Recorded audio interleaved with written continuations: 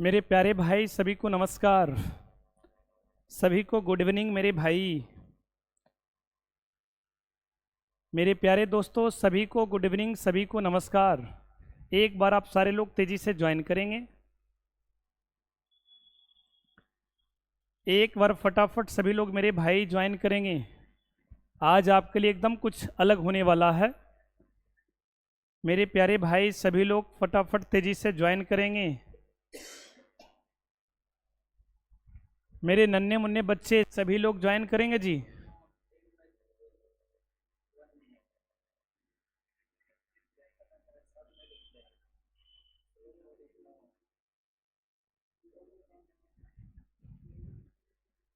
मेरे प्यारे भाई आज के सेशन में अगर बात करेंगे तो आज मेरे भाई मैं साइंस लेकर के आया हूँ, विज्ञान लेकर के आया हूँ। तो आपके लिए आज देखा जाए तो एकदम कुछ अलग होने वाला है मेरे भाई। मैं धीरे धीरे करके जो हाँ ना सभी जो हाँ ना सब्जेक्ट को स्टार्ट करूँगा, ठीक है ना। तो आप सारे लोग जो हाँ ना एक बार अपने दोस्तों के पास लिंक को शेयर करेंगे ताकि आपके दोस्त भी इस सेशन का लाभ लेने के लिए एकदम जागृत हो जाए मेरे भाई। सभी बच्चे को गुड इवनिंग, सभी बच्चों को गुड इवनिंग मेरे भाई। कैसे हैं मेरे प्यारे भाई, आप लोग कैसे हैं? मुझे उम्मीद है कि आप सारे लोग बहुत अच्छे होंगे। आपका तैयारी बढ़िया चल रहा होगा मेरे भाई। मेरे प्यारे भाई सभी लोग को गुड इवनिंग, सभी लोग को गुड इवनिंग।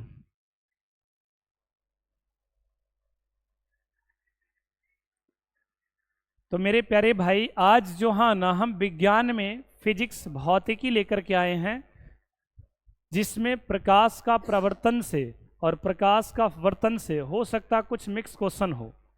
लेकिन मेरे प्यारे भाई आज अगर बात करेंगे तो आज के सेशन में पूरे प्रकाश का प्रवर्तन से रिलेटेड सारे ऑब्जेक्टिव होने वाले हैं।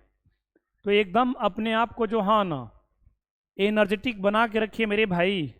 इस सेशन में टोटल 20 क्वेश्चन हैं और ये टोटल 20 क्वेश्चन उस प्रकार के क्वेश्चन हैं जो P/Q के रूप में प्रीवियस ईयर क्वेश्चन के रूप में पिछले वर्ष में जो पूछा गया प्रश्न है वही प्रश्न लेकर के आया हूँ।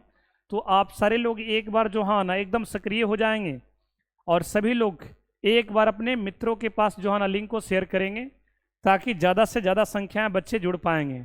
तो मेरे भाई अब चलते हैं सेशन की ओर। अब हम सेशन को स्टार्ट करते हैं। मेरे प्यारे भाई आपके लिए जो हाँ ना पहला सवाल मेरे भाई आपके स्क्रीन पर है जी। क्वेश्चन है मेरे भाई, अप्रदीप्त वस्तु सही है? मेरे प्यारे भाई सभी बच्चे बताएंगे अप्रदीप्त वस्तु सही है? सभी बच्चे बताएंगे जी अप्रदीप्त वस्तु सही है? ये सवाल है मेरे भाई। मेरे प्यारे भाई सभी लोग इसका आंसर बताएंगे। सभी बच्चे इसका आंसर बताएंगे जी। ऑप्शन ए में दिया गया है बल्ब, मेरे भाई बी में सूर्य और सी में चंद्रमा और डी में तारे। कौन इसमें से सही आंसर होगा मेरे भाई? आपसे पूछा जा रहा है कि अप्रदीप्त वस्तु होगा। अप्रदीप्त वस्तु सही है तो आपको ये पता होगा कि वैसा वस्तु जो प्रकाश का उत्सर्जन नहीं करता है अर्थात जिसका अपना प्रकाश नहीं होता है उसे अप्रदीप्त वस्तु कहते हैं। मेरे प्यारे भाई आप सभी को पता होगा कि वैसा वस्तु जो प्रकाश का उत्सर्जन नहीं करता है अर्थात जिसका अपना प्रकाश नहीं होता है उसको अप्रदीप्त वस्तु कहते हैं। जैसे टेबल, कुर्सी, लकड़ी, पत्थर। मेरे भाई चंद्रमा भी होता है जी। चंद्रमा का अपना लाइट नहीं होता मेरे भाई, चंद्रमा का अपना प्रकाश नहीं होता है। चंद्रमा कहीं ना कहीं सूर्य से प्रकाश को लेकर के परावर्तित करता है पृथ्वी की ओर। तो मेरे प्यारे भाई यहाँ पर बल्ब की बात करेंगे तो ये तो बल्ब जो हाँ ना ये प्रकाशीय स्रोत है, इसका तो अपना प्रकाश होता है। सूर्य की बात करेंगे तो इसका अपना प्रकाश होता है तो ये प्रदीप्त हो जाएगा। तारे की बात करेंगे तो ये तारे की बात करेंगे मेरे भाई तो इसका अपना प्रकाश होता है, ठीक है ना। लेकिन चंद्रमा की बात करेंगे तो इसका अपना प्रकाश नहीं होता है, इसलिए अप्रदीप्त में मेरे भाई चंद्रमा आएगा। मेरे नन्हे मुन्ने बच्चों सभी लोग एकदम क्लियर करते चलेंगे। प्रदीप्त वस्तु क्या है? तो वैसा वस्तु जिसका अपना प्रकाश होता उसे प्रदीप्त वस्तु कहते हैं। अप्रदीप्त वस्तु क्या है? तो वैसा वस्तु जिसका अपना प्रकाश नहीं होता उसे अप्रदीप्त वस्तु कहते हैं। ठीक है ना। प्रदीप्त का एग्जाम्पल मेरे भाई तो बल्ब, ट्यूबलाइट है कि नहीं, टॉर्च हो जाएगा, दिया हो जाएगा, लालटेन हो जाएगा, आप जो हाँ ना मोमबत्ती बोल सकते हैं इत्यादि। अप्रदीप्त का एग्जाम्पल मेरे भाई तो कुर्सी, टेबल, लकड़ी, चंद्रमा इत्यादि बोल सकते हैं। तो इसमें से चंद्रमा ज़्यादा फेमस है। चलिए तो मेरे भाई अब अगला क्वेश्चन की ओर चलते हैं। अगला क्वेश्चन मेरे भाई आपके स्क्रीन पर है। क्वेश्चन है मेरे भाई, वैसा किरण पुंज, वैसा किरण पुंज जो एक बिंदु पर आकर मिलती है, जो एक बिंदु पर आकर मिलती है मेरे भाई, उसे क्या कहते हैं? वैसा किरण पुंज जो एक बिंदु पर आकर मिलती है उसे क्या कहते हैं? ऑप्शन ए में अपसारी किरण पुंज, बी में समांतर किरण पुंज, सी में अभिसारी किरण पुंज और डी में सभी। मेरे प्यारे भाई, वैसा किरण पुंज जो एक बिंदु पर आकर मिलती है उसे क्या कहते हैं? आपको ये पता होगा मेरे भाई कि किरण पुंज मुख्यतः 3 प्रकार के होते हैं। पहला मेरे भाई अगर बात करेंगे तो अपसारी किरण पुंज, दूसरा समांतर किरण पुंज और तीसरा क्या जी? अभिसारी किरण पुंज। ठीक है ना। अब देखिए ना, जो एक बिंदु से निकलकर फैलती चली जाती है, जो एक बिंदु से निकलकर मेरे भाई फैलती चली जाती है, इसको हम लोग मेरे भाई इसको हम लोग अपसारी बोलते हैं, अपसारी किरण पुंज बोलते हैं मेरे भाई। इसको अपसारी किरण पुंज बोलते हैं मेरे भाई। वैसा किरण पुंज जो जिसमें प्रकाश की किरणें एक दूसरे के समानांतर होती है, जिसमें प्रकाश की किरणें एक दूसरे के समानांतर होती है, तो मेरे प्यारे भाई इसको हम लोग समानांतर किरण पुंज कहते हैं या समांतर किरण पुंज बोल सकते हैं। और तीसरा क्या है मेरे भाई? वैसा किरण पुंज जिसमें प्रकाश की किरणें एक बिंदु पर आकर मिलती है, एक बिंदु पर आकर मिलती है, एक बिंदु पर आकर मिलती है, इसको हम लोग अभिसारी किरण पुंज कहते हैं। अभिसारी किरण पुंज कहते हैं मेरे भाई। अब तो मेरे भाई स्पष्ट हो गया होगा। ठीक है ना। वैसा किरण पुंज जिसमें प्रकाश की किरणें एक बिंदु से निकलकर फैलती चली जाती है उसे अपसारी किरण पुंज कहते हैं। वैसा किरण पुंज जिसमें प्रकाश की किरणें एक दूसरे के समानांतर होती है उसे समानांतर किरण पुंज कहते हैं। वैसा किरण पुंज जिसमें प्रकाश की किरणें एक बिंदु पर आकर मिलती है उसे अभिसारी किरण पुंज कहते हैं। तो यहाँ एक बिंदु पर आकर मिलती है, एक बिंदु पर आकर मिलती है, तो इसका राइट आंसर मेरे भाई सी जाएगा। मेरे प्यारे भाई सभी को समझ में आ रहा होगा। मेरे प्यारे भाई यदि सभी को समझ में आ रहा होगा तो एक बार वीडियो को लाइक कर देंगे। लाइक करने के लिए नहीं भूलेंगे मेरे भाई। चलिए जी, आपके लिए अगला सवाल आपके स्क्रीन पर है मेरे भाई। मेरे प्यारे भाई आपके लिए अगला सवाल आपके स्क्रीन पर आ गया है। सवाल है मेरे भाई, किरण पुंज कितने प्रकार के होते हैं? किरण पुंज कितने प्रकार के होते हैं?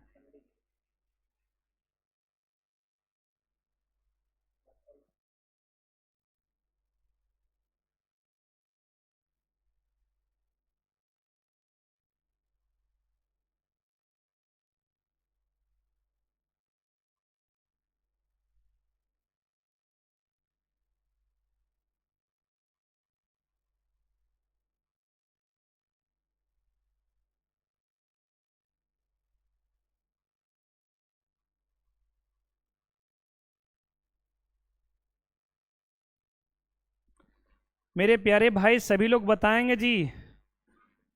मेरे नन्हे मुन्ने बच्चों सभी लोग बताएंगे इसका राइट आंसर क्या होगा।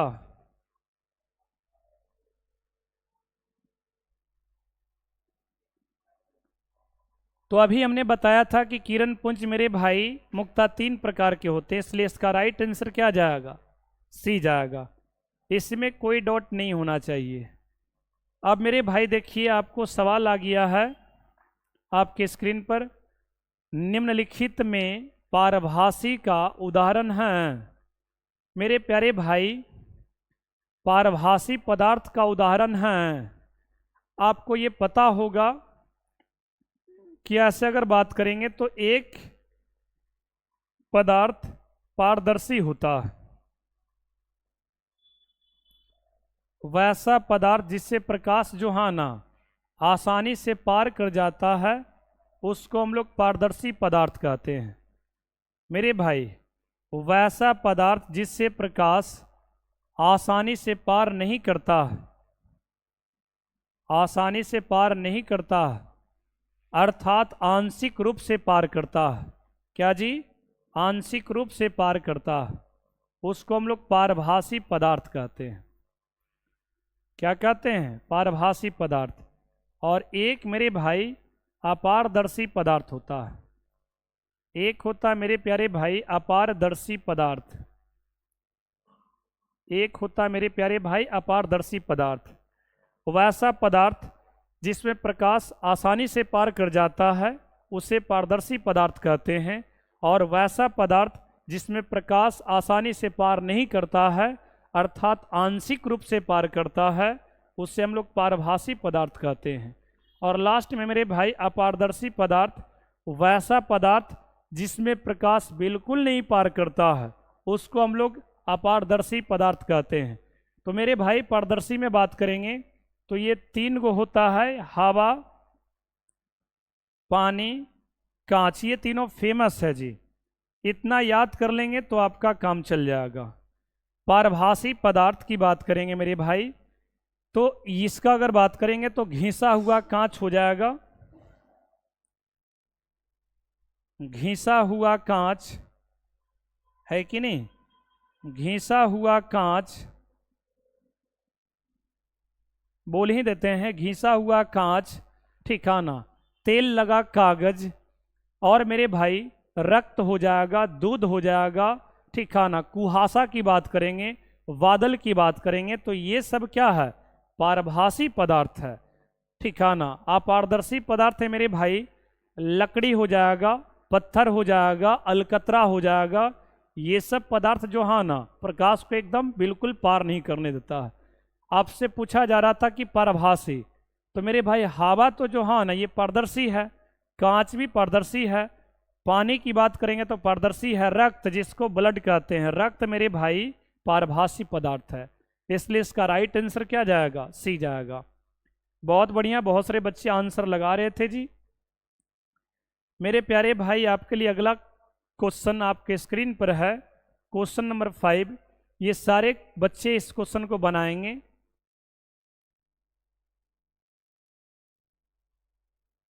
क्वेश्चन है मेरे भाई, परावर्तन के लिए कितने नियम होते हैं? मेरे प्यारे भाई परावर्तन के लिए कितने नियम होते हैं? परावर्तन के लिए कितने नियम होते हैं बताएंगे? परावर्तन के लिए कितने नियम होते हैं मेरे भाई?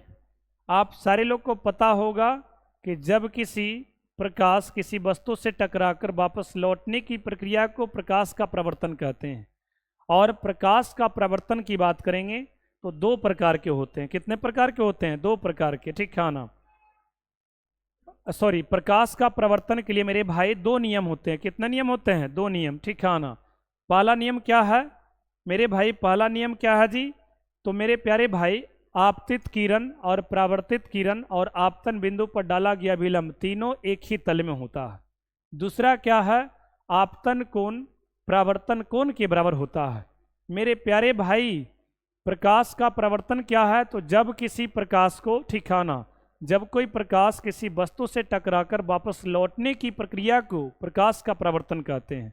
और प्रकाश का परावर्तन के लिए मुख्यतः दो नियम होते हैं। पहला नियम आपतित किरण, परावर्तित किरण और आपतन बिंदु पर डाला गया विलंब तीनों एक ही तल में होता है। दूसरा इसका नियम आपतन कोण परावर्तन कोण के बराबर होता है। और आपसे यहाँ एकदम हल्का सवाल पूछ दिया था कि परावर्तन के लिए कितने नियम होते हैं? तो दो नियम। बहुत सारे बच्चे इसका आंसर एकदम सही किए। मेरे प्यारे भाई यदि सभी को समझ में आ रहा तो एक बार अपने प्यारे हाथों से वीडियो को लाइक कर देंगे। आपके लिए अगला क्वेश्चन आपके स्क्रीन पर है मेरे भाई, सभी बच्चे बताएंगे। मेरे प्यारे भाई सभी लोग इसका आंसर देंगे। क्वेश्चन क्या है जी? परावर्तन के नियम में आपतन कोण बराबर होता है। क्वेश्चन है मेरे प्यारे भाई, परावर्तन के नियम में, परावर्तन के नियम में, परावर्तन के नियम में मेरे भाई बताएंगे कि आपतन कोण बराबर होता है। आपतन कोण किसके बराबर होता है मेरे भाई? मेरे प्यारे भाई सभी लोग इसका आंसर देंगे। मैं आंसर देखने के लिए जो हाँ एकदम इंतजार में हूँ, कितने बच्चे इसका आंसर दे पा रहे हैं। बहुत बढ़िया, आंसर आना शुरू हो गया जी। तो अभी हमने बताया था कि परावर्तन के लिए दो नियम होते हैं, पहला और दूसरा। दूसरा नियम हमने क्या बताया था कि आपतन कोण जो हाँ ना, आपतन कोण की बात करेंगे तो ये परावर्तन कोण के बराबर होता है। इसलिए इसका राइट आंसर मेरे भाई क्या जाएगा? बी जाएगा। मेरे प्यारे भाई यदि सभी को समझ में आ रहा, यस यदि आप लोग को समझ में आ रहा है मेरे भाई, तो एक बार वीडियो को चेक कर लेंगे आपने लाइक किया है कि नहीं किया है। ठीक है ना मेरे नन्हे मुन्ने बच्चों, सभी लोग बनाएंगे। क्वेश्चन नंबर 7 आपके स्क्रीन पर आ गया। मैं ये देखना चाहता हूँ कितने बच्चे इस क्वेश्चन को एकदम स्पष्ट पूर्वक सही आंसर दे पा रहे हैं। क्वेश्चन है मेरे भाई, प्रतिबिंब कितने प्रकार के होते हैं? क्वेश्चन है मेरे प्यारे भाई, प्रतिबिंब कितने प्रकार के होते हैं? मेरे प्यारे भाई मेरे बच्चों बताएंगे जी, प्रतिबिंब कितने प्रकार के होते हैं? ऑप्शन ए में मेरे भाई 1 है, बी में 2 है, सी में 3 है और डी में 4 है। सभी बच्चे बताएंगे प्रतिबिंब कितने प्रकार के होते हैं। हर बच्चा का जवाब एकदम सही आ रहा, बहुत बढ़िया मेरे भाई। प्रतिबिंब 2 प्रकार के होते हैं। प्रतिबिंब कितने प्रकार के? 2 प्रकार के। पहला मेरे भाई अगर बात करेंगे तो एक होता है वास्तविक प्रतिबिंब, एक होता है मेरे भाई वास्तविक प्रतिबिंब, ठीक है ना, और दूसरा होता है मेरे भाई काल्पनिक प्रतिबिंब। दूसरा क्या होता है जी? काल्पनिक प्रतिबिंब। एक होता है मेरे प्यारे भाई वास्तविक प्रतिबिंब और दूसरा होता है काल्पनिक प्रतिबिंब। मेरे नन्हे मुन्ने बच्चों, ये काल्पनिक प्रतिबिंब को हम लोग आभासी प्रतिबिंब बोलते हैं। काल्पनिक प्रतिबिंब को हम लोग क्या बोलेंगे? आभासी प्रतिबिंब। एक और बात याद रखेंगे मेरे भाई, काल्पनिक प्रतिबिंब को पर्दे पर प्राप्त नहीं किया जाता। काल्पनिक प्रतिबिंब या आभासी प्रतिबिंब को पर्दे पर प्राप्त नहीं किया जा सकता क्योंकि ये काल्पनिक है। क्या है? काल्पनिक है। लेकिन वास्तविक प्रतिबिंब को पर्दे पर प्राप्त किया जाता है। वास्तविक प्रतिबिंब को मेरे भाई पर्दे पर प्राप्त किया जाता है। चलिए बहुत बढ़िया मेरे भाई, आपके लिए अगला सवाल मेरे भाई आपके स्क्रीन पर है। सभी बच्चे बताएंगे किस प्रकार के प्रतिबिंब को पर्दे पर प्राप्त किया जाता है। एकदम देखिए मेरे भाई, अभी इसका हम मेंशन कर ही रहे थे और सवाल एकदम रिलेटेड आ गया। ये क्वेश्चन को सही बच्चे बताएंगे, सारे बच्चे आंसर देंगे जी। किस प्रकार का प्रतिबिंब को पर्दे पर प्राप्त किया जाता है? किस प्रकार का प्रतिबिंब को मेरे भाई पर्दे पर प्राप्त किया जाता है? सभी बच्चे बताएंगे जी। और सभी बच्चे एक बार जो हाँ ना चेक कर लेंगे कि आपके दोस्त ज्वाइन हुए हैं कि नहीं। अगर नहीं ज्वाइन हुए तो उनको जो हाँ ना एक बार लिंक को शेयर कर देंगे ताकि आपके दोस्त का भी सेशन जो हाँ ना हो जाए। मेरे भाई सभी बच्चे बताएंगे किस प्रकार के प्रतिबिंब को पर्दे पर प्राप्त किया जाता है। बहुत बढ़िया, अभी हमने बताया था कि वास्तविक प्रतिबिंब को पर्दे पर प्राप्त किया जाता है। ये काल्पनिक आभासी सेम ही चीज़ है मेरे भाई, डी भी नहीं होगा। काल्पनिक प्रतिबिंब को पर्दे पर प्राप्त नहीं किया जाता है। एक और बात याद रखिएगा मेरे भाई, वास्तविक प्रतिबिंब हमेशा उल्टा होता है और काल्पनिक प्रतिबिंब हमेशा सीधा होता है। हमेशा क्या होता है? सीधा होता है। वास्तविक प्रतिबिंब मेरे भाई याद रखना है उल्टा होता है। क्या होता है जी? उल्टा। और काल्पनिक प्रतिबिंब क्या हो जाएगा? सीधा। इससे रिलेटेड भी सवाल आएगा। चलिए मेरे भाई, आपके लिए मेरे भाई अगला सवाल आपके स्क्रीन पर है। सभी बच्चे बताएंगे, सभी बच्चे बताएंगे समतल दर्पण द्वारा बना प्रतिबिंब होता है। सवाल है मेरे भाई, समतल दर्पण द्वारा बना प्रतिबिंब होता है। ऑप्शन ए में मेरे भाई वास्तविक और उल्टा, बी में मेरे भाई काल्पनिक और सीधा, सी में मेरे भाई वास्तविक और सीधा, डी में मेरे भाई काल्पनिक और उल्टा। मेरे प्यारे भाई आप सभी बच्चे बताएंगे कि समतल दर्पण द्वारा कैसा प्रतिबिंब बनता है।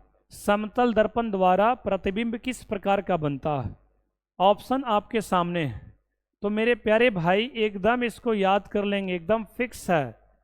समतल दर्पण द्वारा बना प्रतिबिंब मेरे भाई, समतल दर्पण द्वारा बना प्रतिबिंब, समतल दर्पण में जो प्रतिबिंब बनता है मेरे भाई, वो प्रतिबिंब मेरे भाई काल्पनिक होता है। क्या होता है? काल्पनिक होता है मेरे प्यारे भाई, काल्पनिक होता है, जिसको आभासी बोलते हैं। और काल्पनिक प्रतिबिंब अभी हम बताए थे सीधा होता है, सीधा होता है और वस्तु के बराबर होता है मेरे भाई। इसका प्रतिबिंब जो है ना, वस्तु के क्या होता है? बराबर होता है। वस्तु के क्या होता है? बराबर, यानी कि जो वस्तु का साइज होगा उसी के बराबर। और दर्पण के पीछे होता है मेरे भाई, दर्पण के क्या जी? पीछे होता है। दर्पण के पीछे या दर्पण के अंदर बनता है। दर्पण के क्या बनता है? अंदर। मेरे प्यारे भाई याद रखेंगे, समतल दर्पण द्वारा बना प्रतिबिंब काल्पनिक होता है, सीधा होता है, वस्तु के आकार के बराबर होता है और दर्पण के पीछे या दर्पण के अंदर बनता है। तो यहाँ बताएंगे काल्पनिक बनेगा और सीधा बनेगा, काल्पनिक बनेगा और सीधा बनेगा। तो ये डी नहीं जाएगा, काल्पनिक और सीधा मेरे भाई देखिए ये आपका राइट आंसर बी जाएगा जी। मेरे प्यारे भाई इसका राइट आंसर बी जाएगा, काल्पनिक और सीधा। बहुत सारे बच्चे इसका बी आंसर लगाए थे जी, एकदम बहुत बेहतर मेरे भाई। मेरे प्यारे भाई समझ में आ रहा तो वीडियो को लाइक कर देंगे, उससे हमको पता चलेगा कि कितने बच्चों को समझ में आया है। मेरे प्यारे भाई आपके लिए अगला सवाल देखिए आपके स्क्रीन पर है। मेरे प्यारे भाई आपके लिए अगला सवाल आपके स्क्रीन पर है जी। समतल दर्पण द्वारा बने प्रतिबिंब होते हैं।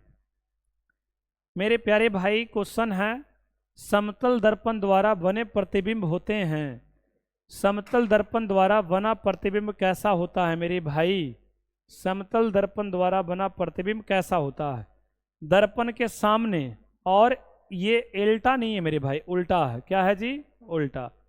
दर्पण के सामने और उल्टा, दर्पण के पीछे और उल्टा, दर्पण के पीछे और सीधा, और इनमें से कोई नहीं। डी का मतलब नन, इनमें से कोई नहीं। मेरे प्यारे भाई सभी लोग एक बार जवाब देंगे कि समतल दर्पण द्वारा किस प्रकार का प्रतिबिंब बनता है। अभी हमने बताया था कि समतल दर्पण द्वारा बना प्रतिबिंब सीधा होता है, दर्पण के पीछे होता है, काल्पनिक होता है। मेरे प्यारे भाई समतल दर्पण द्वारा बना प्रतिबिंब काल्पनिक होता है, सीधा होता है, दर्पण के पीछे होता है और प्रतिबिंब का आकार जो है ना वस्तु के आकार के बराबर होता है, वस्तु के आकार के बराबर होता है। तो मेरे प्यारे भाई आप बताइए, दर्पण के पीछे तो दो जगह है बी और सी, लेकिन सीधा बनता है ना जी, सीधा बनता है। दर्पण के पीछे और सीधा होना चाहिए, इसलिए राइट आंसर मेरे भाई क्या जाएगा? सी जाएगा। राइट आंसर मेरे प्यारे भाई क्या जाएगा जी? सी जाएगा। चलिए बहुत सारे बच्चों को समझ में आया है। मेरे प्यारे भाई आपके लिए अगला क्वेश्चन आपके स्क्रीन पर है। मैं ये देखना चाहता हूँ कितने बच्चे इसको बना पा रहे हैं। मेरे नन्हे मुन्ने बच्चों सभी लोग बताएंगे। 11 नंबर क्वेश्चन, गोलीय दर्पण की फोकस दूरी, गोलीय दर्पण की फोकस दूरी, गोलीय दर्पण की फोकस दूरी वक्रता त्रिज्या की आधी होती है, दोगुना होती है, 1/4 होती है, इनमें से कोई नहीं। क्वेश्चन है मेरे भाई, गोलीय दर्पण की फोकस दूरी, क्या जी? फोकस दूरी वक्रता त्रिज्या की क्या होती है? वक्रता त्रिज्या की क्या होती है मेरे भाई? तो मेरे प्यारे भाई सभी बच्चे जानते होंगे जी कि गोलीय दर्पण की फोकस दूरी, गोलीय दर्पण की फोकस दूरी मेरे भाई, उसके लिए फॉर्मूला होता है R/2। फोकस दूरी गोलीय दर्पण के लिए मेरे भाई फॉर्मूला होता है, गोलीय दर्पण के लिए फोकस दूरी, मेरे प्यारे भाई गोलीय दर्पण के लिए फोकस दूरी, फोकस दूरी का फॉर्मूला मेरे भाई ये होता है F=R/2। तो फोकस दूरी देख रहे कि त्रिज्या का आधी है, त्रिज्या का क्या है? आधी है। बहुत सारे बच्चे इसका आंसर दिए, बहुत बढ़िया मेरे भाई। एकदम हर बच्चे क्वेश्चन को एकदम अटेम्प्ट करेंगे, छोड़ना नहीं है मेरे भाई। जो आपके हिसाब से लगेगा उस आंसर को जरूर करो मेरे भाई। अगला क्वेश्चन है मेरे प्यारे भाई, दर्पण सूत्र का सही संबंध है, दर्पण सूत्र के लिए संबंध सही है। मेरे प्यारे भाई, गोलीय दर्पण के लिए कौन सा फॉर्मूला सही है, आपको ये डिसाइड करना है। ऑप्शन ए, वी, सी और डी। आप बताएंगे गोलीय दर्पण के लिए जो है ना, कौन सा संबंध सही है। दर्पण सूत्र का संबंध सही है तो मेरे प्यारे भाई मैं लिख देता हूं, आप लोग तब तक आंसर बताएंगे। गोलीय दर्पण के लिए दर्पण सूत्र, गोलीय दर्पण सूत्र की बात करेंगे मेरे भाई, तो इसके लिए फॉर्मूला होता है वो 1/f बराबर 1/u प्लस 1/v मेरे भाई, या इसी को आप लिख सकते हैं 1/v प्लस 1/u। आप ऐसे भी लिख सकते हैं 1/v प्लस 1/u। मेरे प्यारे भाई सभी लोग बताएंगे, देखिए ये फॉर्मूला होता है, ये फॉर्मूला होता है, तो इसका राइट आंसर क्या होगा मेरे भाई। सभी बच्चे इसका आंसर बताएंगे जी। देखिए बहुत सारे बच्चे आंसर देना शुरू कर दिए हैं, बहुत सारे बच्चे का आंसर ए आ रहा, बहुत सारे बच्चे का आंसर ए आ रहा। तो जो बच्चे ए आंसर लगा रहे हैं उनका जो हाँ ना गलत हो जाएगा, क्योंकि केवल ए नहीं होगा, बी भी होगा, ए और बी दोनों होगा मेरे भाई। मेरे प्यारे भाई इसको ऊपर करेंगे तो ये हो जाएगा ए पर पावर -1, इसको ऊपर करेंगे तो भी पर पावर -1, इसको ऊपर करेंगे तो यू पर पावर -1। तो ये भी हो सकता है मेरे भाई, ये भी हो सकता है जी। इसलिए राइट आंसर ए और बी दोनों होगा, लेकिन सिंगल ऑप्शन मारना है तो आपको डी मारना पड़ेगा, क्योंकि डी में दोनों ए और बी लिखा हुआ है, ए और बी दोनों होगा मेरे भाई। उसके लिए राइट आंसर क्या मारना पड़ेगा, डी मारना पड़ेगा। मेरे नन्हे मुन्ने बच्चों इसको आप इस प्रकार से याद करेंगे, मेरे प्यारे भाई इसको इस प्रकार से याद करेंगे। लेकिन हाँ इसका एक और फॉर्मूला होता है, एफ के जगह पर 2/r रखेंगे तो कभी कभी ये फॉर्मूला हो जाएगा ऐसे मेरे भाई, ठीक है ना। केवल एक ही वर्जन मत रटो, इसका कुल, इसका टोटली जो हाँ ना वर्जन रटो मेरे भाई। जैसे आप जानते हैं कि एफ बराबर क्या होता है, r/2, तो एफ के जगह पर मेरे भाई अगर यहाँ पुट करेंगे, यहाँ रखेंगे, पुट करेंगे तो ये रिलेशन आ जाएगा। तो कभी कभी जो हाँ ना गोलीय दर्पण का सूत्र ये और ये ना दे करके ये दे देता है, ठीक है ना। तो बातों को समझेंगे, अगर इसको उल्टा कर देगा तो ये हो जाएगा 2r पर पावर -1, v पर पावर -1 और u पर पावर -1।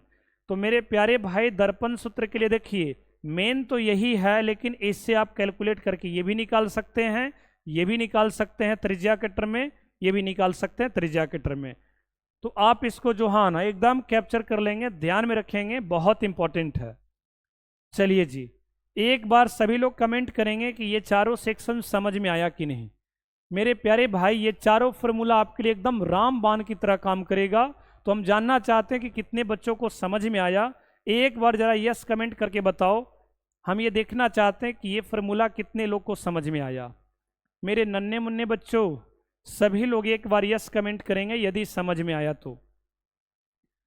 मेरे प्यारे भाई सभी लोग एक बार यस कमेंट करो, मैं देखना चाहता हूं कि कितने बच्चों को समझ में आया।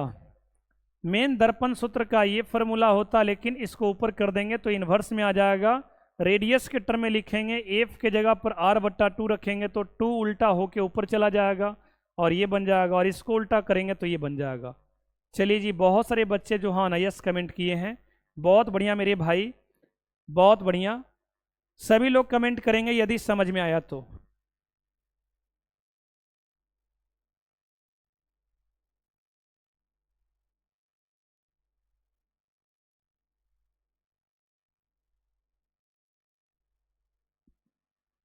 चलिए जी, बहुत बहुत धन्यवाद मेरे भाई, सभी को समझ में आया, ठीक है ना। मेरे प्यारे भाई आपका मेन ये फॉर्मूला है, टेंशन लेने की आवश्यकता नहीं है। इसको ऊपर करेंगे, आप ये लॉजिक जानते होंगे कि 1/a को अगर ऊपर करेंगे तो a पर पावर -1 हो जाता है। तो इसी लॉजिक के आधार पर जो है ना हमने किया है। उसके बाद जो है ना यहाँ पर हमने क्या किया है, f के जगह पर r/2 रखेंगे तो r/2 रखेंगे तो ये 2 ऊपर चल जाएगा, 2 ऊपर चल जाएगा, ठीक है ना। 2 कहाँ चल जाएगा, ऊपर चल जाएगा। फिर इसको ऊपर करेंगे तो इन्वर्स में आ जाएगा। चलिए जी, बहुत बढ़िया। अब मेरे भाई अगला देखिए क्वेश्चन आपके स्क्रीन पर है। मैं ये देखना चाहता हूं कितने बच्चे इसका आंसर सही कर पा रहे हैं। क्वेश्चन है मेरे भाई, दर्पण सूत्र सही है। ब्रैकेट में आपको दे दिया है कि आर क्या है, वक्रता त्रिज्या। आर क्या है मेरे भाई, वक्रता त्रिज्या। दर्पण सूत्र के लिए संबंध सही है। आर मेरे भाई वक्रता त्रिज्या दे दिया है, यानी कि वक्रता त्रिज्या के टर्म में दिया है। मैं ये देखना चाहता हूँ कितने बच्चे इसका आंसर लगा रहे हैं। सभी बच्चे इसका आंसर बताएंगे जी। अभी हमने बताया था कि दर्पण सूत्र के लिए फॉर्मूला मेरे भाई 1/v + 1/u, ठीक है ना। ये होता है मेरे भाई, अगर रेडियस के टर्म में बात करेंगे तो रेडियस के टर्म में f के जगह पर r/2 रखेंगे तो 2/r 1/v + 1/u। मेरे प्यारे भाई सभी बच्चे इसका आंसर दे रहे होंगे। इसको ऊपर करेंगे मेरे भाई तो f इनवर्स बराबर v inverse plus u inverse होगा। ये मेरे प्यारे भाई 2r इनवर्स और ये v inverse plus u inverse होगा। चलिए, बहुत सारे बच्चे इसका आंसर सही लगाए हैं।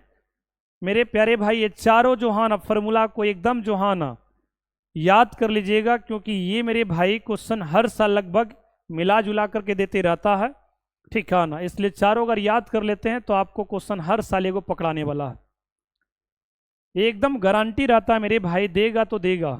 चलिए जी, अगला क्वेश्चन मेरे भाई, अवतल दर्पण द्वारा बना प्रतिबिंब होता है। मेरे प्यारे भाई अवतल दर्पण द्वारा बना प्रतिबिंब होता है। सभी बच्चे बताएंगे अवतल दर्पण द्वारा बना प्रतिबिंब होता है। मैं ये देखना चाहता हूं मेरे प्यारे भाई, सभी लोग आंसर बताएंगे जी। अवतल दर्पण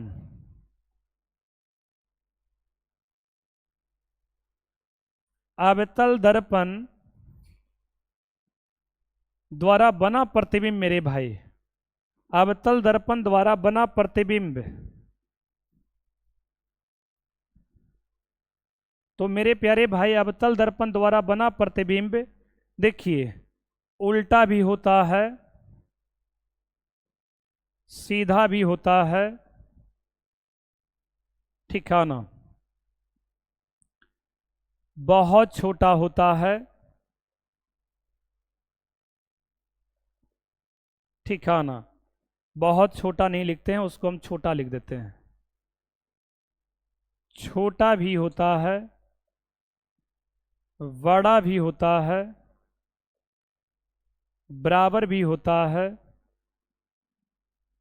ठीक है ना। मेरे भाई अवतल दर्पण द्वारा बना प्रतिबिंब उल्टा भी होता है, सीधा भी होता है, छोटा भी होता है, बड़ा भी होता है, बराबर होता है। ये सब डिपेंड करता है वस्तु के स्थान पर। वस्तु के स्थान पर, वस्तु को आपने कहाँ रखा है उस पर डिपेंड करता है।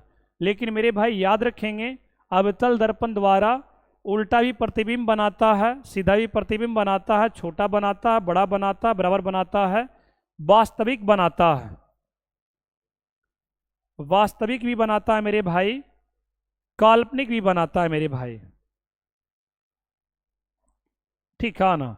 काल्पनिक ही बनाता है। ये सारे पॉइंट को आप याद रखेंगे। अवतल दर्पण द्वारा उल्टा प्रतिबिंब बनाता, सीधा ही बनाता, छोटा बड़ा बराबर वास्तविक काल्पनिक सब बनाता है मेरे भाई।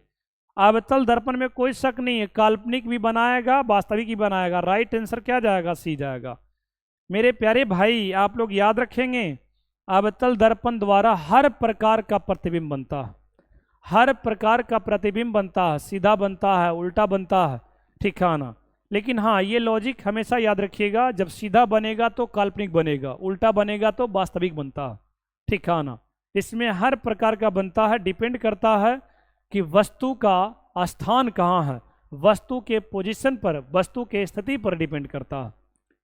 चलिए जी, बहुत बढ़िया, बहुत सारे बच्चे इसका सी आंसर लगाए हैं। मेरे प्यारे भाई अगला क्वेश्चन आपके स्क्रीन पर है। दर्पण के लिए आवर्धन का सही संबंध है। दर्पण के लिए मेरे भाई आवर्धन का सही संबंध है। मेरे प्यारे भाई दर्पण गोलीय दर्पण लिखते हैं यहाँ पर ही। गोलीय दर्पण के लिए, गोलीय दर्पण के लिए अगर आपसे पूछेगा आवर्धन मेरे भाई, क्या पूछेगा? आवर्धन पूछेगा। आवर्धन, आवर्धन को मेरे भाई एम से लिखते हैं। दर्पण को अंग्रेजी में मिरर कहते हैं, और मिरर के लिए माइनस होता है मेरे भाई। मिरर के लिए क्या होता है? माइनस होता है मेरे भाई। मिरर के लिए माइनस होता है, माइनस भी बटा यू, या इसी को H2/H1 भी लिखते हैं। H2/H1 भी लिखते हैं मेरे भाई। माइनस V/U मेरे भाई, या H2/H1 होता है। H2/H1। तो आपसे सवाल पूछा गया भी और यू से, बहुत सारे बच्चे आंसर लगाए हैं जी। यहाँ पड़ी आंसर मेरे भाई V जाएगा। मिरर के लिए माइनस होता है। आप याद रखेंगे, गोलीय दर्पण की बात करेंगे तो आवर्धन मेरे भाई माइनस V/U होता है, और लेंस के लिए प्लस V/U होता है। याद रखेंगे, मिरर के लिए माइनस तो लेंस के लिए प्लस, मिरर के लिए माइनस, मिरर के लिए माइनस तो लेंस के लिए प्लस। याद रखेंगे। चलिए मेरे भाई, अगला क्वेश्चन मेरे भाई आपके स्क्रीन पर है जी। चलिए बहुत बढ़िया, बहुत सारे बच्चों को समझ में आया है। अगला क्वेश्चन है मेरे भाई, निम्नलिखित में किस दर्पण द्वारा वास्तविक प्रतिबिंब बनता है? निम्नलिखित में किस दर्पण द्वारा वास्तविक प्रतिबिंब मिलता है मेरे भाई? निम्नलिखित में किस दर्पण द्वारा वास्तविक प्रतिबिंब मिलता है?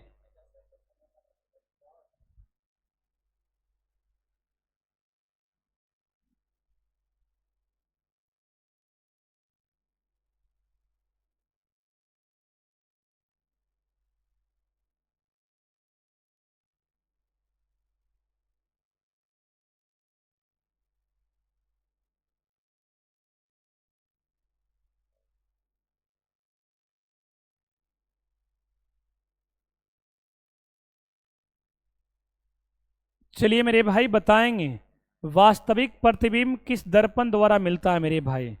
याद रखेंगे, वास्तविक प्रतिबिंब जो है ना, वास्तविक प्रतिबिंब, वास्तविक प्रतिबिंब मेरे भाई केवल और केवल अवतल दर्पण द्वारा मिलता है। केवल और केवल मेरे भाई अवतल दर्पण द्वारा मिलता है। अवतल दर्पण के अलावा कोई दर्पण में वास्तविक प्रतिबिंब नहीं मिलता है। याद रखेंगे मेरे भाई, एकदम ये गारंटी है, याद रखेंगे। वास्तविक प्रतिबिंब केवल अवतल दर्पण में संभव है मेरे भाई, केवल और केवल अवतल दर्पण में। याद रखेंगे, लेकिन काल्पनिक प्रतिबिंब जो है ना, समतल में भी प्राप्त होता है और उत्तल दर्पण में भी प्राप्त होता है। ठीक है ना। काल्पनिक की बात करेंगे, काल्पनिक की बात करेंगे मेरे भाई, काल्पनिक प्रतिबिंब की बात करेंगे तो मेरे प्यारे भाई ये दोनों में प्राप्त होता है। एक समतल है, ठीक है ना, समतल दर्पण, और दूसरा मेरे भाई उत्तल दर्पण।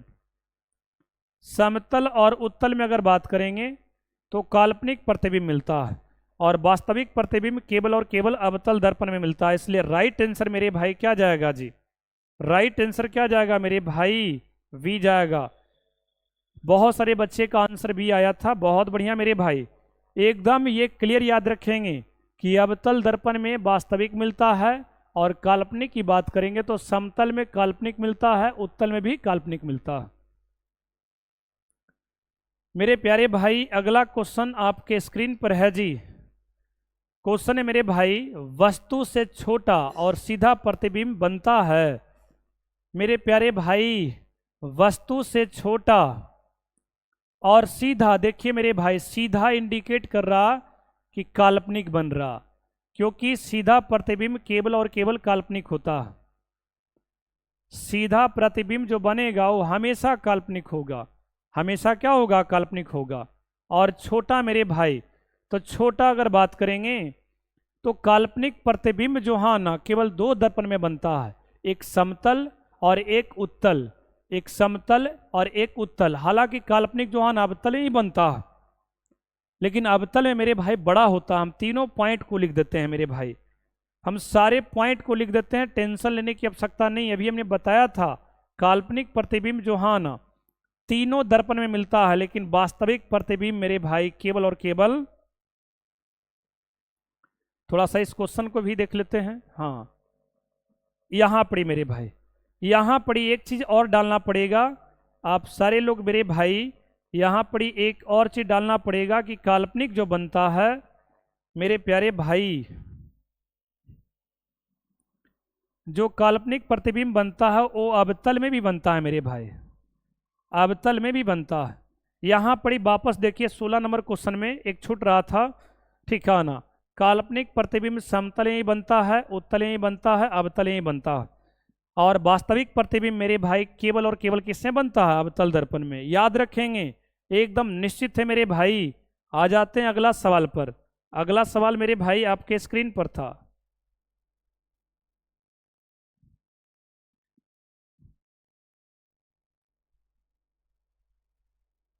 चलिए जी मेरे प्यारे भाई, वस्तु से छोटा और सीधा प्रतिबिंब बनता है तो आप याद रखेंगे सीधा प्रतिबिंब, सीधा प्रतिबिंब मेरे भाई हमेशा काल्पनिक होता है। सीधा प्रतिबिंब जो हाँ ना, सीधा प्रतिबिंब की बात करेंगे तो ये हमेशा काल्पनिक होता है।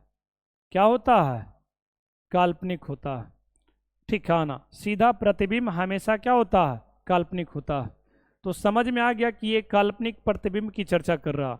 और काल्पनिक प्रतिबिंब तीनों में बनता है, समतल में भी भाई मेरे भाई, उत्तल में भी बनेगा और अवतल में बनेगा। लेकिन एक बात का ख्याल ये रखना पड़ेगा कि समतल में जो हाँ ना बराबर आकार का होता है, बराबर आकार का होता है। उत्तल में मेरे भाई छोटा होता है, उत्तल में क्या होता है? छोटा। और अवतल में बड़ा होता है, अवतल में क्या होता है? बड़ा होता है। ये इंपॉर्टेंट पॉइंट है सभी के लिए मेरे प्यारे भाई। सीधा प्रतिबिंब जो हाँ ना, सीधा प्रतिबिंब की बात करेंगे मेरे भाई तो आप याद रखेंगे कि हमेशा काल्पनिक होता है। और काल्पनिक प्रतिबिंब समतल में ही बनता है, उत्तल में भी बनता है और अवतल दर्पण में ही बनता है। लेकिन बस अंतर क्या है कि समतल में बराबर आकार का होता है। समतल में अपना चेहरा देखिएगा तो आपके हाइट और प्रतिबिंब का हाइट बराबर बताएगा। लेकिन आप चेहरा देखिएगा उत्तल में तो आपका छोटा दिखाएगा, छोटा दिखाई देता है। जैसे साइड मिरर में देखिएगा तो छोटा दिखाएगा। अवतल दर्पण की बात करेंगे तो उसमें काल्पनिक बनेगा तो बहुत बड़ा दिखाता। क्या दिखाता? बड़ा दिखाता। तो मेरे प्यारे भाई यहाँ बोला जा रहा है क्या जी? छोटा। छोटा क्या जी? छोटा। तो मेरे प्यारे भाई बताएंगे छोटा किसमें है? छोटा किसमें है? उत्तल में। तो ये केवल आंसर क्या जाएगा? सी जाएगा मेरे भाई। वस्तु से छोटा और सीधा प्रतिबिंब किसमें बनता है? उत्तल दर्पण में। मेरे प्यारे भाई इसका राइट आंसर जो है ना सी जाएगा। एक बार सभी लोग बताएंगे, एक बार सभी लोग बताएंगे इसका राइट आंसर सी होगा। क्या आप लोग को समझ में आया कि नहीं? यदि समझ में आया मेरे भाई तो आप लोग यस कमेंट करेंगे, क्योंकि ये क्वेश्चन बहुत इंपॉर्टेंट क्वेश्चन है। ये क्वेश्चन मेरे भाई बहुत इंपॉर्टेंट है, मैं ये देखना चाहता हूँ। ठीक है ना?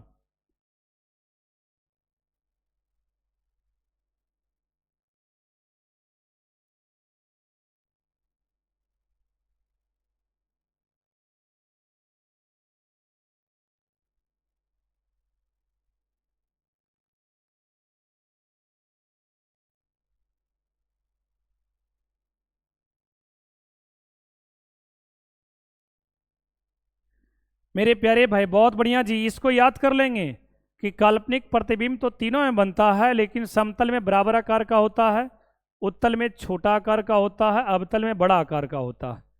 अब मेरे भाई आपके इस सेशन में मात्र जो हाँ ना 3 क्वेश्चन बच रहा मेरे भाई। देखिए 18 क्वेश्चन आपके स्क्रीन पर है। वस्तु से छोटा, वस्तु से छोटा और आभासी प्रतिबिंब मेरे भाई, वस्तु से छोटा और आभासी प्रतिबिंब अभी हमने बताया था। कितने बच्चे बताते हैं मेरे प्यारे भाई? आभासी का मतलब क्या जी? काल्पनिक होता है। आभासी का मतलब क्या होता है? काल्पनिक। तो काल्पनिक प्रतिबिंब और छोटा आकार का जी, वस्तु से छोटा किस में बनता है? तो आपने देखा, आपने देखा कि उत्तल में बनता है।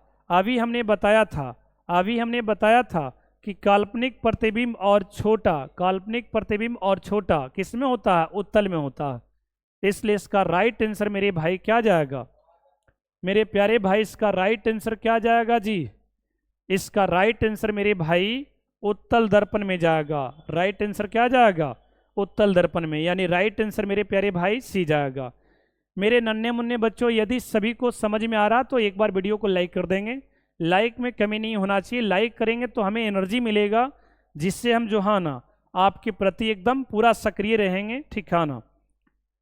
लाइक करने में आपको पैसा नहीं लगता मेरे भाई, लेकिन लाइक से जो है ना पूरा ऊर्जावान रहेंगे, आपके प्रति जो है ना प्रतिदिन एकदम मेहनत करके जो है ना बहुत सारे ऑब्जेक्टिव सवाल लेकर के आएंगे। यहाँ तक कि आप लोग का डिमांड थियरी का रहेगा तो हम उसका मेरे भाई रिकॉर्डेड वीडियो जो है ना प्लेलिस्ट में डालते चले जाएंगे। चलिए मेरे भाई, आपके लिए अगला क्वेश्चन आपके स्क्रीन पर है। क्वेश्चन है मेरे भाई, कहाँ पर मतलब किस स्थान पर स्थित होने से वस्तु का प्रतिबिंब अवतल दर्पण में केंद्र पर बनता है? कहाँ बनता है? केंद्र पर बनता है मेरे भाई। बोला जा रहा है कि वस्तु को कहाँ रखा जाए, वस्तु को कहाँ रखा जाए जिससे कि वस्तु का प्रतिबिंब ठिकाना, वस्तु का प्रतिबिंब अवतल दर्पण में केंद्र पर बनता है। कहाँ बनता है? केंद्र पर बनता है। ऑप्शन ए मेरे भाई फोकस पर, बी में वक्रता केंद्र पर, सी में ध्रुव पर, डी में अनंत पर। मेरे प्यारे भाई इसका आंसर बताएंगे। बोला ये जा रहा है कहाँ पर स्थित होने से वस्तु का प्रतिबिंब अवतल दर्पण में केंद्र पर बनता है। कहाँ बनता है जी? केंद्र पर बनता है। मेरे प्यारे भाई सभी लोग बताएंगे इसका आंसर, ठीक है ना। तो आपको ये बात पता होगा मेरे भाई, अवतल दर्पण में अगर बात करेंगे, अवतल दर्पण में बात करेंगे तो इसका आंतरिक भाग जो है ना, आंतरिक भाग की बात करेंगे चिकना होता है, बाहर वाला रुखड़ा होता है। देखिए जी, यहाँ पर मेरे भाई केंद्र है और यहाँ पर क्या है जी? फोकस है। यहाँ पर क्या है मेरे भाई? फोकस है। और यहाँ पर क्या है? ध्रुव है, जिसको पोल कहते हैं। अनंत पर रखेंगे तो फोकस पर बनता है, जब केंद्र पर रखेंगे मेरे भाई, केंद्र पर रखेंगे तो उसी जगह बनेगा, केंद्र पर रखेंगे तो उसी जगह बनेगा। यानी कि मेरे भाई वक्रता केंद्र पर रखने के बाद जो है ना वस्तु का प्रतिबिंब वक्रता केंद्र पर ही बनता है। इसलिए इसका राइट आंसर मेरे भाई वी जाएगा। बहुत सारे बच्चे इसका आंसर भी दिए हैं, बहुत बढ़िया मेरे भाई। चलिए, आपके इस सेशन का मेरे भाई लास्ट सवाल है। मैं ये देखना चाहता हूँ कितने बच्चे इसको बना पा रहे हैं। आपके सेशन का ये लास्ट क्वेश्चन है मेरे भाई। ये छोटा छोटा मच्छर बैठ जाता है। मेरे प्यारे भाई सभी लोग बताएंगे जी, निम्नलिखित में किस दर्पण द्वारा बना प्रतिबिंब हमेशा सीधा बनता है? निम्नलिखित में किस दर्पण द्वारा बना प्रतिबिंब हमेशा सीधा होता है? हमेशा सीधा होता है मेरे भाई, हमेशा सीधा बोला है जी, हमेशा सीधा बोला है। तो मेरे प्यारे भाई हमेशा सीधा अगर बात करेंगे तो ये समतल में बनता है। किस में बनता है? समतल दर्पण में बनता है और एक उत्तल दर्पण में बनता है। हमेशा बोल दिया है मेरे प्यारे भाई, यही दोनों में हमेशा बनता है। अवतल दर्पण में जो है ना सीधा भी बनता है, उल्टा ही बनता है। तो हमेशा सीधा के लिए तो अवतल दर्पण नहीं होगा। अवतल दर्पण में सीधा भी बनता है, उल्टा ही बनता है, तो हमेशा के लिए अवतल दर्पण नहीं होगा, क्योंकि अवतल दर्पण में सीधा भी होता है और उल्टा भी होता है। लेकिन यहाँ बोला जा रहा है कि हमेशा सीधा बनता है, तो समतल दर्पण और उत्तल दर्पण होगा। समतल दर्पण और उत्तल दर्पण होगा, ठीक है ना। तो समतल दर्पण और उत्तल दोनों दर्पण द्वारा राइट आंसर मेरे भाई सी जाएगा। राइट आंसर मेरे भाई क्या जाएगा? सी जाएगा। मेरे प्यारे भाई एक बार सभी लोग बताएंगे समझ में आया कि नहीं। मेरे नन्हे मुन्ने बच्चों, ये 20 क्वेश्चन आप लोग को समझ में आया कि नहीं? यदि समझ में आया तो एक बार सभी लोग पहले यस कमेंट करेंगे। मैं ये देखना चाहता हूँ कितने बच्चे को समझ में आया। मेरे भाई आप लोग को कैसा लगा? यदि अच्छा लगा मेरे भाई तो आप यस कमेंट करेंगे। मेरे प्यारे भाई सभी को समझ में आया तो एक बार यस कमेंट करो। मेरे नन्हे मुन्ने बच्चों सभी लोग एक बार यस कमेंट करेंगे। आपका टोटल 20 क्वेश्चन हो चुका है जी। मैं ये देखना चाहता हूँ कितने बच्चों को समझ में आया। यदि आपको समझ में आया तो एक बार यस कमेंट करो। मैं ये देखना चाहता हूँ कितने बच्चे जो हाँ ना कितने बच्चे को समझ में आया, और सारे बच्चे वीडियो को लाइक कर देंगे। चलिए जी, बहुत सारे बच्चे को समझ में आया। मेरे प्यारे भाई, आप लोग को बहुत बहुत धन्यवाद। मेरे भाई सभी को समझ में आया। तो चलिए मेरे भाई, आज के लिए बस इतना ही। देखो धीरे धीरे मेरे भाई हर सब्जेक्ट को धीरे धीरे लाऊंगा, आगे चल करके सिस्टमेटिक कर दूंगा। तो मेरे प्यारे भाई, आप लोग बस बने रहेंगे, जुड़े रहेंगे, बहुत सारे बच्चे को बताएंगे, ठीक है ना, कि एक बार जो हाँ ना जुड़ो, जुड़ करके देखो, एकदम अच्छा लगेगा मेरे भाई। तो मेरे प्यारे भाई, आप सारे लोग को बहुत बहुत धन्यवाद सपोर्ट करने के लिए। आप सारे लोग को बहुत बहुत धन्यवाद। सभी को गुड नाइट।